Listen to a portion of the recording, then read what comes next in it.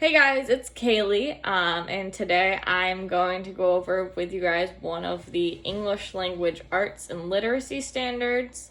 It is a language standard for grades 9 through 10 for vocabulary acquisition and use. It is standard number 5. Demonstrate understanding of figurative language, word relationships, and nuances in word meanings. It's got 2 parts to it. And A, interpret figures of speech in context and analyze their role in the text. And then B, analyze nuances in the meaning of words with similar denotations. So, it's going to be a little bit off because this isn't really a traditional learning setting. But anyways, I'm going to try and accomplish this standard using a poem by Emily Dickinson, Tell All the Truth, but Tell It Slant. I've included it in the description so you guys can go ahead and read it. It's a really short poem. It's only 8 lines. The first line is the title. But I'll also read it out loud to you guys in case you don't want to read it. And universal design for the kids who have a hard time reading it. Plus, poetry just is better when it's read out loud. You can really hear the sounds. So here it goes. Tell all the truth, but tell it slant. Success in circuit lies. Too bright for our infirm delight. The truth superb surprise. As lightning to the children eased, with explanation kind, the truth must dazzle gradually, or every man be blind. So, short and sweet. In a normal classroom setting, I would probably have you guys look at the rhyme scheme, identify the rhyme scheme, but not a normal classroom setting, so it's simple anyways. It's just A, B, C, B, D, E, F, E. Then I'd also want to talk about what you guys think the poem's about, what some themes might be, what Emily Dickinson's saying with this nice little poem. But why not? So I'm just going to try and focus on just what the framework's asking of us, which would be looking at the figurative language, the word relationships, and then the nuances in the word meanings. So I'll start with those figures of speech for the figurative language. The 2 particular figures of speech that I'm going to talk to you guys about are similes and metaphors. For those of you who can't remember what a simile or a metaphor is, a simile is comparing 2 things using the words like or as, and a metaphor is simply comparing 2 things without using the words like or as. I normally ask you guys to try and identify a simile or a metaphor in the poem, but here we are. So I'll just tell you the simile or the metaphor I was looking for. So looking at lines 4 through 6, the truth superb surprise, as lightning to the children eased, with explanation kind. Can you guess what it is? Yep, it's a simile. Dickinson uses as to compare the truth to lightning. I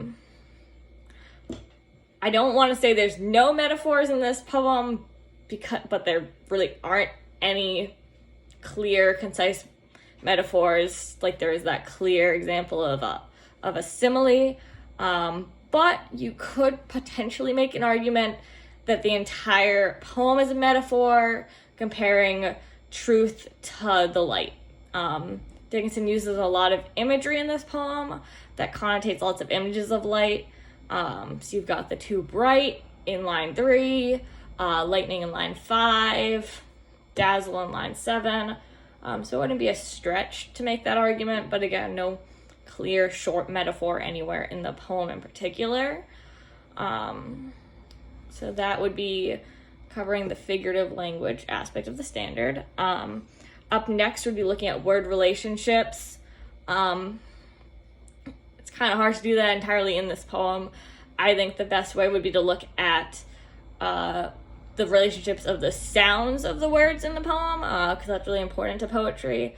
So there are 2 terms for you guys to know about sounds. They are alliteration / consonants. Typically we just look at alliteration though. And then assonance. The alliteration / consonants is the repetition of consonant sounds. With alliteration, it's typically at the beginning of the word. Consonant can be towards the end of the word, but again, mostly looking at alliteration. And then assonance is the repetition of vowel sounds. They can, anywhere in the word. You see a lot of both of these in this poem, particularly the T sound and the S sound you'll see for assonance and alliteration, for alliteration, not assonance, sorry. So in line 1, you've got tell all the truth, but tell it slant. Like almost every word in that sentence has that nice T sound. In the next line, line 2, you have success and circuit lies. So you've got a lot of that S sound there for the alliteration. And then not as much in the poem. You've got the assonance in line 3. You've got the I sound, the too bright, and delight. You also get it again in surprise and lightning, later on in kind as well, and blind. So that would be an example of assonance. Typically the only true one would be the bright and delight, because they're in the same line. It's not as common for you to look at it throughout the entire poem, but it's a short poem, so it doesn't hurt to mention it. So that would be looking at the word relationships in the poem, and then nuances and word meanings. So to do this one, I would normally ask you guys if you can identify any certain words in particular in the poem that stood out to you. We'd be able to spend a minute or 2 doing that, but I'll just point out the important ones that I want to get across with you guys. The first one being dazzle in line 7. So as I just mentioned, with the alliteration in the poem, you got a lot of those S sounds. Dazzle changes things up a bit. It's not a true S sound, it's a sharper Z sound. So it really puts an emphasis on those final lines of the poem. That truth must dazzle gradually, or every man be blind. Which is really kind of where you kind of get at the meaning of the poem. Though you can honestly find it throughout the poem.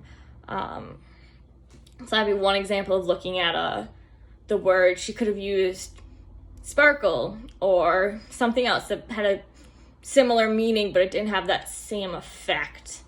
The next word, and this would be to look at the subpart analyzing nuances in the meanings of words with similar denotations.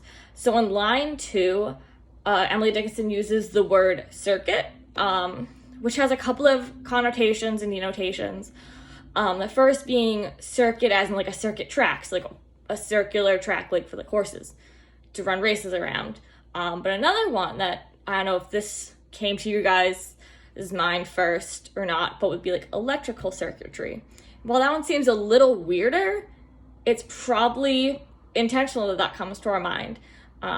Throughout the poem, we get that light imagery, and then in particularly line 5, we get that lightning imagery, that electricity, which also echoes back to those consonant sounds I was telling you guys about. Those S sounds in those sharp T's, they're kind of like the sizzle and crack of electricity.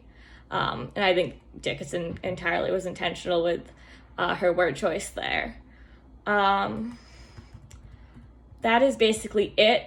Ideally, I would have liked to let you guys loose on a different poem to try and apply these different concepts, but realistically that can't happen. So I don't really have any way to assess whether or not you guys were able to understand figurative language, word relationships, and nuances and word meanings. But I'll trust that you guys did. So that is it for me. Hope you guys had a good semester. Hope your finals all went well. Hope you guys have a good summer. Bye.